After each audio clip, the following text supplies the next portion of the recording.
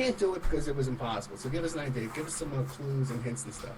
One of the most amazing things about it to me is that if you really read between the lines of various NASA press releases and releases from their various contractors, they've basically acknowledged numerous times that we that we haven't been to the moon. You know, not in so many words, but they'll talk about, you know, a return mission and what it will require. And, you know, various times they have said that, you know, before we can, quote unquote, go back to the moon, we have to develop a new spacesuit material because none of the materials that we currently have would withstand the environmental extremes on the moon, the temperature fluctuations and whatnot. And, you know, yet supposedly we had a material that worked perfectly fine in 1969, you know, so there's a huge problem there. Yeah, you're right, because the temperature, the heat on the moon gets up to 250 degrees, which is a boiling water. We don't have any suits on Earth we can put on and jump in boiling water. We don't have them. They've acknowledged that. Yeah. They've said that, you know, we need to develop some type of a radiation shield, not just for the spaceships, but for while they're on the moon and working on the moon. And then they've put out artist renditions of these elaborate shields that would have to be constructed on the surface of the moon in order for our astronauts to you know, stay there for any length of time and work there. And, you know, we didn't have any of that in 1969, but now we need it, you know, and they say, you know, if we were to send back a rover now, it would have to be launched in a separate launch vehicle, you know, it would require a completely separate launch, whereas in 1969 we had no problem stowing 3 astronauts in a dune buggy on the, you know, the landing craft. And, you know, they've talked about problems with re-entry that have to be worked out. They've talked about how the lunar dust would be a huge problem and that they'd have to develop all new technology to maintain a completely dust-free environment inside the landing vehicle. You know, they've talked about these special ports where the suits would like dock to the outside of the craft with these special portals where they would basically back into the suits through the crafts, and then to get back into the craft, they'd have to sort of reverse that procedure so that the spacesuits never came into the landing craft because they said the lunar dust would just be a huge problem health-wise for the astronauts and for all the delicate electronics and mechanical parts, you know, that it would wreak havoc. You had these guys going up in dune buggies, kicking up whole rooster tails full of dust, you know, in these videos, and then tromping back into the landing vehicle just covered, literally covered with dust. And then no problem. Then you go into zero gravity, that dust is going to be everywhere. In the air, in your eyes. It's going to be in your eyes. There's no way. It's that thing is going to be like a snow globe full of, you know. Right. They've acknowledged that would happen now, but apparently in 1969 there was a different laws of physics involved or something. But the whole list of these specific problems that NASA has identified that are now problems, but that we had apparently had easy solutions for in 1969, and yet now with almost 50 years of technological advancement under our belts, we're saying that we don't have the technology for it, you know? So there's obviously a huge disconnect there. They could barely get the 2 astronauts in there. These things were supposed to be, you know, just designed for just a bare minimum of space, you know, enough to hold 2 astronauts. It couldn't even hold the 3rd astronaut, you know. He had to stay up in the command module while the other 2 went down and did their thing. And yet, the first few flights, all of a sudden, with no changes whatsoever to the launch vehicle or the landing craft, all of a sudden they had dune buggies on board. These full-size dune buggies that just, yeah, miraculously made it to the moon, like stowed in the astronaut carry-on bags or something. It's just, yeah, it was just remarkable. And I mean, my interpretation of that is that, you know, they needed to add a little more excitement. You know, it was getting kind of boring. It wasn't holding the people's attention anymore. You know, after the first one, you know, the first couple were very exciting, and the entire country was glued to their TV screen because this was something that nobody had ever seen before. Obviously, you know, this was just amazing, watching on your little grainy black and white TVs as Neil Armstrong takes his very first step on the moon, 250,000 miles away, you know, and I mean, everybody was just holding their breath, you know, are they going to make it back? Are they, you know, and so it really captured the country's attention for the first few flights, and then it just kind of got routine because it just seemed too easy. Everything just seemed to run like clockwork, and so I believe that's why they started introducing other elements, like the tragic Apollo 13 that, you know, was supposedly bouncing around out in space for days, and the whole country was holding their breath, hoping and praying that our brave astronauts would make it back, you know, and then they introduced the dune buggies. Okay, They had to spice it up. I want to get to that when we get back. The show was getting boring. Now, Dave, what came first? The Gus Grissom murder or the Apollo 13 event? The massive fire in the capsule during the test? Yeah, he's the one, the first one, when his capsule came down, it sank in the water. They almost died then. Then he put up the hanger with the lemon on it and said, this thing's a lemon. And then when he was he says, how are we going to get to the moon? We can't even talk to each other from one building to another. And then next thing you know, and his son and his wife, they both think he was killed.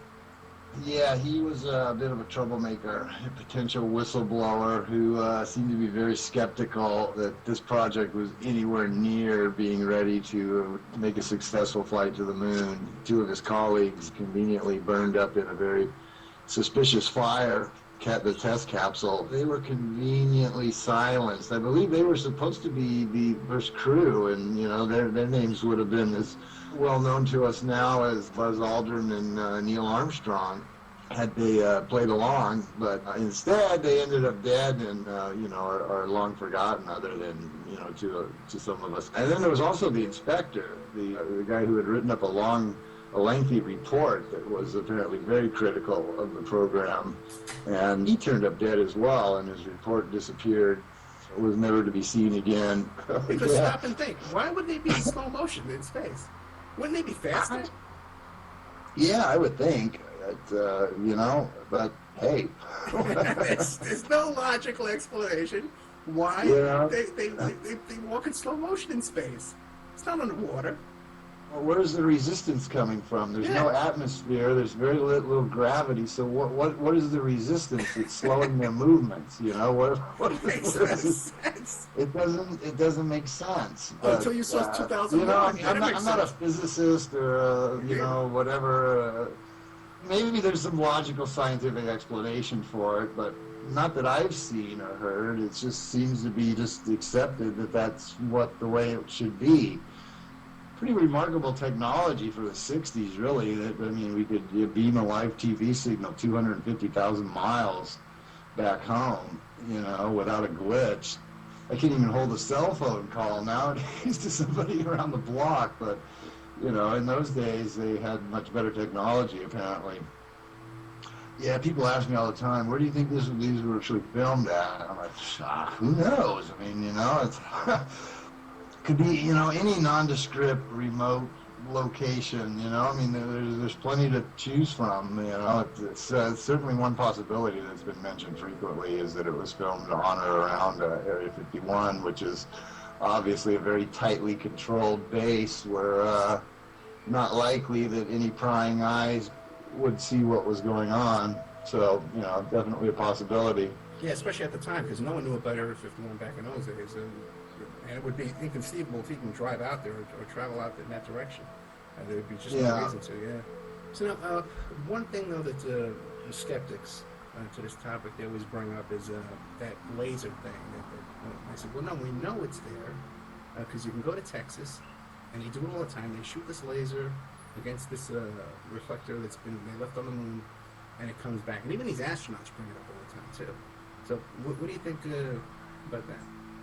Well, there's several possibilities. You know, there were reports out even before the Apollo landings that they were doing these same types of things with no devices on the moon, that the surface of the moon itself was reflective enough that they could do what they're doing, which is basically like get a precise measurement, I believe it is, from here to the moon based on how much time the signal takes to bounce back or whatever it is. So, one possibility is that there's never have been any reflectors there, and they're just bouncing off of various natural features of the surface of the moon itself.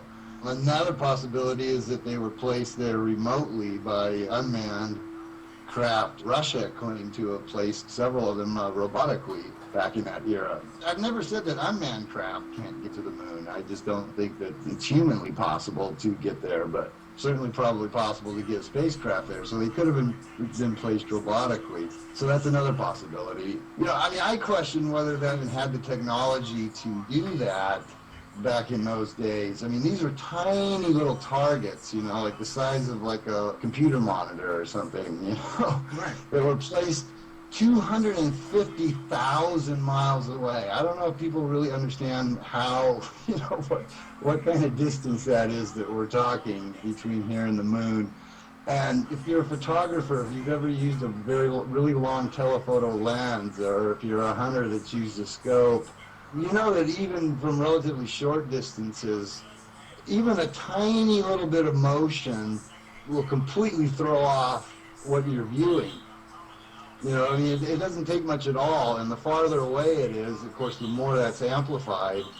And I really find it very hard to believe that in the 1960s we had lasers or whatever that were accurate enough and stationary enough that could be kept still enough, basically, to focus on the target that tiny, that far away. That just seems very, very hard for me to believe. So I'm inclined to believe that they're just basically bouncing it off of the surface of the moon itself, because that would require a degree of accuracy that's just pretty astonishing, really.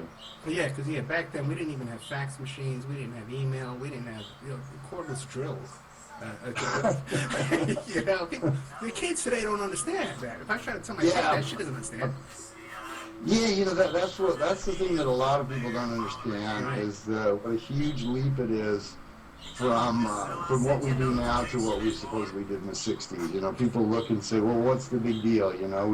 We put people into orbit. We could put we have a fully functional space station. We have the Hubble telescope. We have the space shuttle. Well, we did have the space shuttle programs, and what's the big difference between that and going to the moon? Well, it's a huge difference, because none of those things have ever gone more than like 300 or 400 miles from the surface of the Earth, None of them. Not the Hubble telescope, not the space station, none of the space shuttles. They've never left low Earth orbit.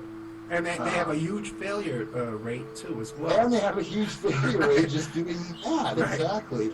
Okay, and the Apollo flight supposedly went all the way to the moon and back, 250,000 miles, And a little tank of gas. Yeah, on one tank of gas. So, to say, well, what's the big deal if we can launch space shuttles and this and blah, blah, blah, blah, why couldn't we send them into the moon?